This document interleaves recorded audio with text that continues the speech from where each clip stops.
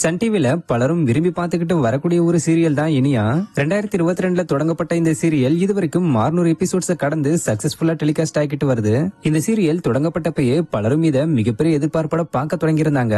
காரணம், இந்த சீரியல்ல ஆக்டர் சாலியா மானசா, ஆக்டர் ரிஷி, ரியாஸ் கான், சந்தான பாரதி, எல் ராஜா, பிரவீனா, உமா பத்மநாபன் இப்படி பல பெரிய நடிகர்கள் நடிக்கிறதுனால ஆக்சுவலா இந்த சீரியல் யாருக்கு உதவியா இருந்துச்சோ இல்லையோ ஆக்டர் ரிஷிக்கு மிகப்பெரிய உதவியா இருந்துச்சுன்னே சொல்லலாம். ஏன்னா ஆக்டர் ரிஷி கிட்டத்தட்ட 6 வருஷம் கழிச்சு இந்த சீரியல் மூலமா ஹீரோவா கம்பேக் கொடுத்திருந்தாரு. இதனால இவருடைய ஃபேன்ஸ் பலரும் இவரை திருப்பியும் சப்போர்ட் பண்ண ஆரம்பிச்சிருந்தாங்க.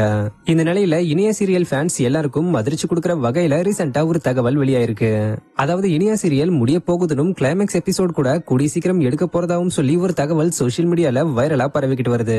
அதுவும் இந்த சீரியல் முடிய போறதுக்கு காரணமா சொல்லப்படுறது என்னன்னா, கடந்த சில வாரங்களா இந்த சீரியலோட டிஆர்பி ரேட்டிங்ல அதிகமான ஏற்றத்தாழ்வுகள் இருக்கிறதுனாலயும் இனியா சீரியலை ப்ரொடியூஸ் பண்ணிக்கிட்டு வர சரிகமபா ப்ரொடக்ஷன் கம்பெனி ஆடுகளம்ன்ற இன்னொரு சீரியலை லான்ச் பண்ண போறதுனாலயும் அந்த சீரியலை இதுக்கு ரிப்ளேஸ்மெண்டா கொண்டு வந்துடலாம்னு பிளான் பண்ணிருக்கிறதா சொல்லப்பட்டுக்கிட்டு வருது. பட் இது இன்னும் கன்ஃபார்ம் பண்ணப்படல. இருந்தாலும் கூடிய சீக்கிரமே இனியா சீரியல் டீம் கிட்ட இருந்து அபிஷியல் நியூஸ் வரும்னு எதிர்பார்க்கப்படுது. வெயிட் பண்ணி பார்ப்போம். சோ இனியா சீரியல் முடிய போறத பத்தி நீங்க என்ன நினைக்கிறீங்கன்றத கமெண்ட்ல சொல்லுங்க. இது மாதிரி அப்டேட்ஸ்க்கு மறக்காம நம்மளுடைய சேனலை சப்ஸ்கிரைப் பண்ணிக்கங்க. தேங்க்யூ.